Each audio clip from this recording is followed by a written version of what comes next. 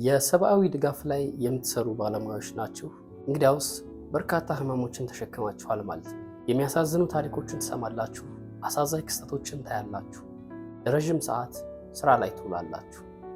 ነገር ግን እናንተን እየጎዳችሁ ያለው ይሄ ሳይሆን እናንተን ፕሮቴክት ሊያደርጋችሁ የሚገባው ድርጅት ወይም የምትሰሩለት ተቋም መልሶ እናንተ ላይ ጉዳት ሲያደርስ።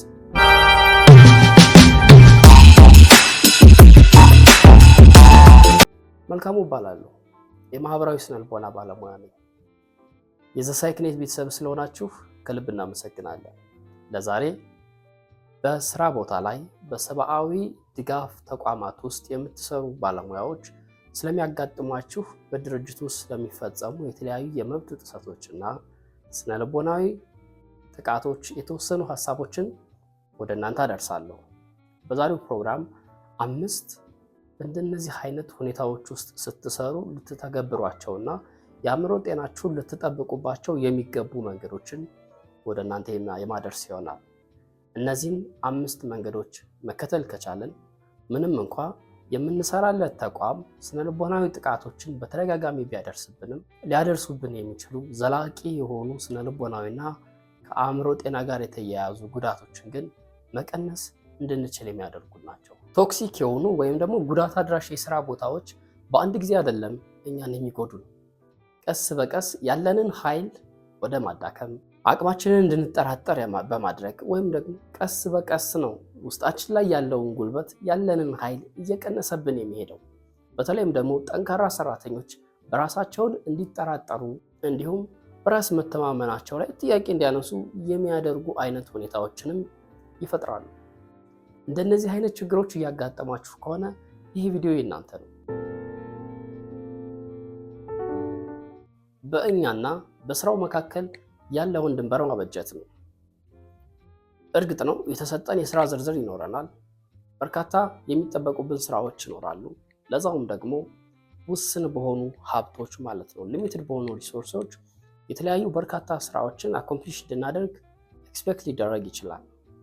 ያ ኤክስፔክቴሽን ብቻም ሳይሆን እንደ አንድ የስራ ዝርዝርም ደግሞ በኋላ ላይ የውጤታማነታችን የሚገመገምበትም ሊሆን ይችላል። ነገር ግን ስራዎች ሁሉ የሚሰሩት እኛ በህይወት ስንቆይ ነው። በእርግጥ ይህንን የሚረዱ የስራ ኃላፊዎች፣ የተቋማት መሪዎች ውስን ናቸው።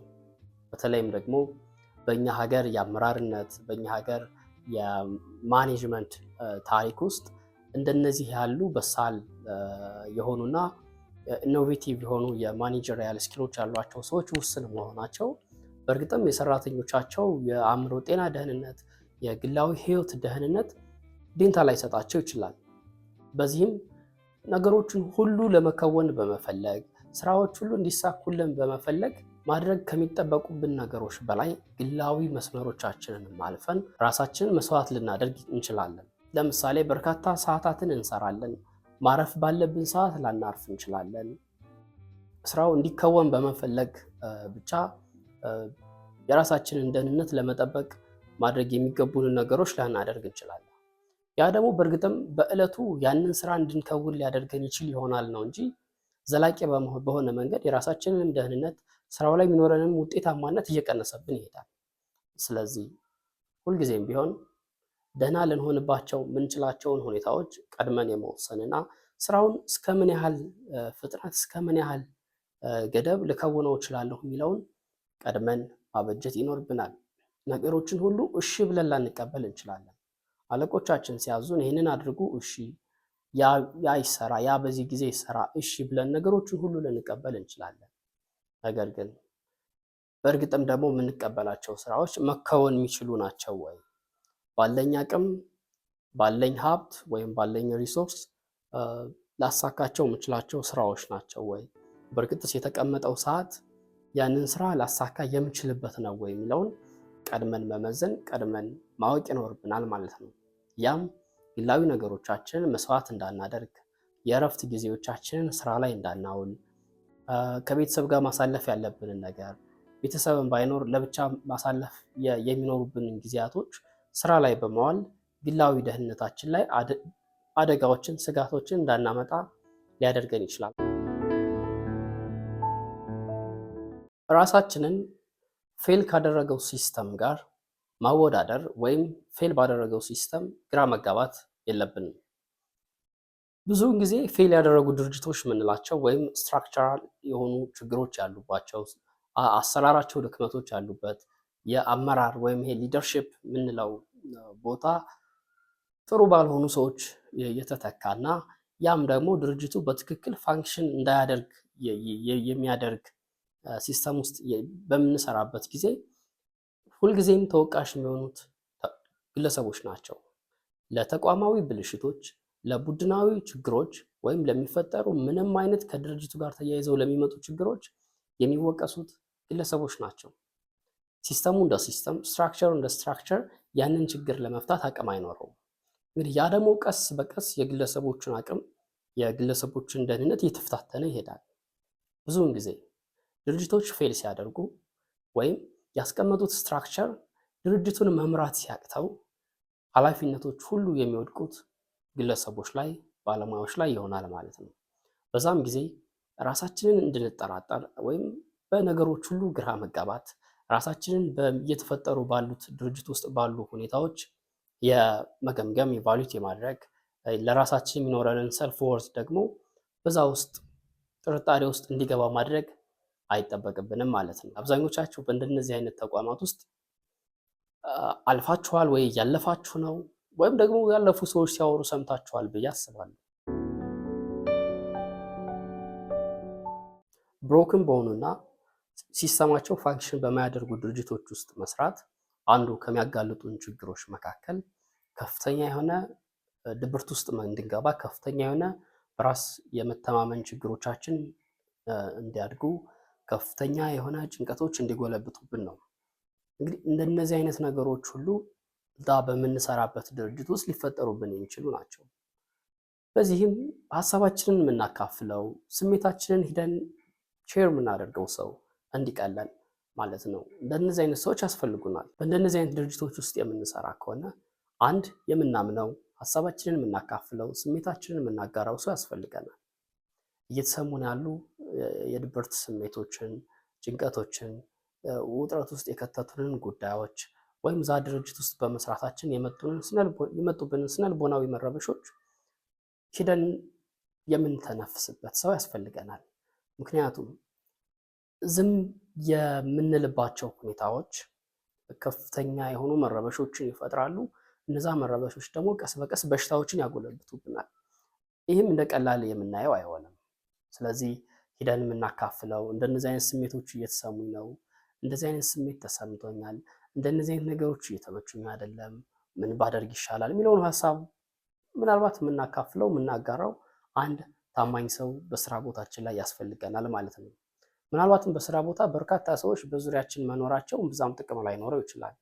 ነገር ግን ይህ አንድ ታማኝ ሰው ምናልባትም ነገሮች ውስጣችንን የበለጠ እንዳይጎዱ፣ ስሜቶቻችንን ውስጣችን ላይ አፍነን የበለጠ ለሌሎች ችግሮች ደግሞ ተጋላጭ እንዳንሆን ሊያደርገን ይችላል ማለት ነው። ስለዚህ ይህንን ማድረግ ይኖርብናል። ብዙውን ጊዜ እንደነዚህ አይነት ድርጅቶች ውስጥ ወሬዎች አይወሩም።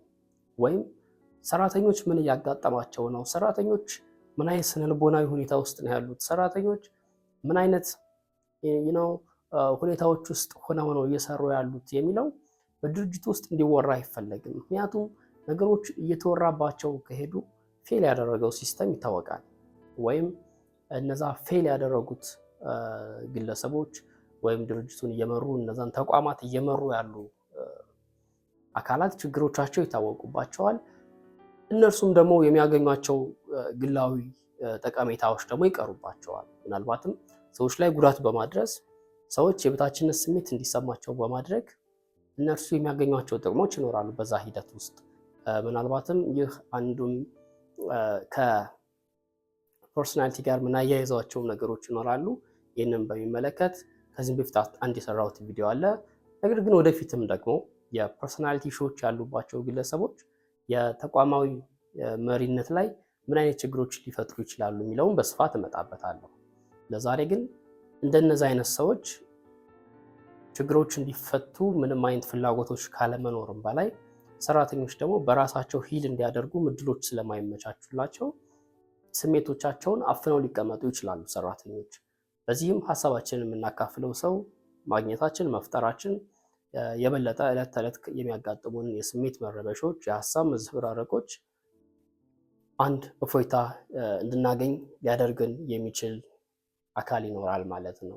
ሀሳቤን ሊያዳምጠኝ ይችላል ብለን የምናስበው ሰው ማግኘት፣ ስሜቴን ሊጋራኝ ይችላል ብለን የምናስበው ሰው ማግኘት ቀላል አይደለም።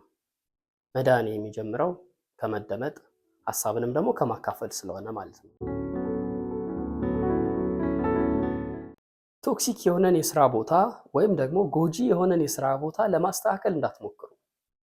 ሲስተሙ የተበላሸው ሆን ተብሎ ነው። ነገሮች የተበላሹት ስትራክቸሩ ፌል ማድረግ የጀመረው ድርጅቱ እንደ ድርጅት ሲስተሚክ የሆነ ፌለሪቲ እንዲያጋጠመው የተደረገው ሆን ተብሎ ድርጅቱን በሚመሩ አካላት ነው። በዚህም ችግሮችን ለማስተካከል እየተፈጠሩ ያሉ የአመራር ሁኔታዎችን ለማስተካከል መሞከር የለባቸውም። ይልቁንም ከኛ የሚጠበቁ ስራዎችን በቅንነት በታማኝነት የመፈጸም ኃላፊነቶቻችንን የመወጣት ራሳችንን ሊረብሹን ከሚችሉ ነገሮች የመራቅ እንዲሁም የሚጠበቅብንን ውጤት ዲሊቨር ማድረግ ላይ ትኩረት ማድረግ ይኖርብናል። ይህም እንግዲህ የእኛን ትኩረት ይፈልጋል። ነገር ግን የእኛን ጉልበት የማይፈልግ ነገር ላይ ጉልበታችንን ማባከን የለብንም። ቀደም ብዬ እንዳልኩት መስተካከል በማይችለው ሲስተም ላይ፣ መስተካከል በማይችለው አመራር ላይ፣ መስተካከል በማይችለው አጠቃላይ የድርጅቱ አሰራር ላይ እንዲስተካከል መሞከር፣ እንዲስተካከል ጥረት ማድረግ፣ አቅማችንን ሀሳባችንን ማጋራት አይጠበቅብንም። ነገሮች መስተካከል የሚጀምሩት እነዛን ችግሮች የፈጠሩ ሰዎች ችግሮችን መለየት፣ ችግሮችን ማመን ሲጀምሩ ነው። ደግሞ ችግሮች ሳይታወቁ ቀርተው አይደለም። ድርጅቶች እንደነዚህ አይነት ሁኔታዎች ሲያጋጥሟቸው ሁኔታዎች መፈጠራቸው በአብዛኞቹ ሰዎች ዘንድ ይታወቃል። ሁሉም ሰዎች ያውቋቸዋል። ስለዚህ እነዛን የታወቁ ያልተፈቱ ችግሮችን ለመፍታት በሚል በቅንነት ሊሆን ይችላል፣ እንደው ምናልባት ለድርጅቱ ካለን ተቆርቋሪነት ሊሆን ይችላል፣ ለስራው ካለን ታማኝነት ሊሆን ይችላል። ሀሳብ ለማካፈል እንደዚህ አይነት ችግሮች አሉ፣ እንዲህ ብንፈታቸው ከቅንነት በመነሳት የምናጋራቸው የትኩረት ሀሳቦች ይኖራሉ። እነዛ የበለጠ የኛን ጉልበትና የኛን ጊዜ ከማባከን በዘለለ ምንም አይነት ተቋማዊ ለውጥ የማያመጡ በመሆናቸው ጉልበታችንን እነዛ ነገሮች ላይ ማባከን የለብንም። የመጨረሻው አማራጮቻችንን ማዘጋጀት ይኖርብናል። ባለንበት ስራ ቦታ ላይ ሆነን ምናልባትም ካለንበት የተሻለ ሊያደርጉን የሚችሉ ሁኔታዎችን ለማግኘት ለመፍጠር ራሳችንን ማዘጋጀት ይኖርብናል። ይህ ሽንፈት አይደለም። እንደነዚህ አይነት የስራ ቦታዎችን መልቀቅ እና የተሻሉ ለባለሙያዎቻቸው ለሰራተኞቻቸው ደህንነት የሚቆረቆሩ ትኩረት የሚሰጡ ተቋሞች ውስጥ ለመግባት ማሰብ እንደ ሽንፈት እንደ ድክመት የሚታይ አይደለም። ይልቁንም ለራሳችን ያለንን ክብር ለራሳችን ያለንን ቦታ የሚያሳይ ነው።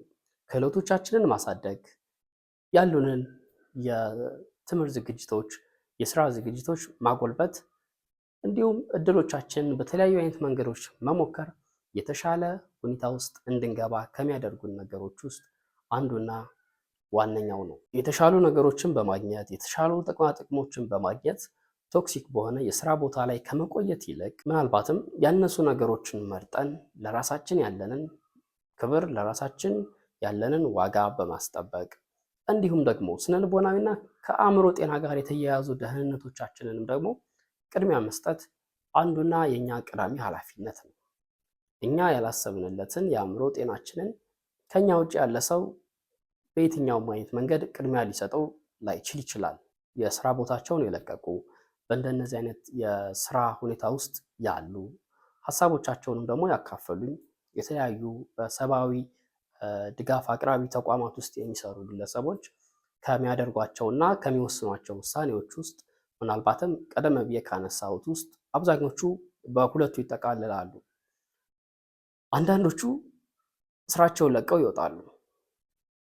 ያለምንም ቅድመ ሁኔታ ያለምንም ቅድመ ዝግጅት የሚሰሩትን ስራ ምናልባትም ከፍተኛ ተከፋይ ሊሆኑ ይችላሉ። ግን ባለው ቶክሲክ የሆነ የስራ ሁኔታ ምክንያት የአእምሮ ጤናቸው ላይ የደረሰባቸው ካለው መጎዳት እየደረሰባቸው ካለው ጉዳት አኳያ ነፃ መሆንን ጤናቸውን በማስቀደም የስራ ቦታቸውን ለቀው የወጡ ባለሙያዎች ቁጥራቸው ቀላል አይደለም።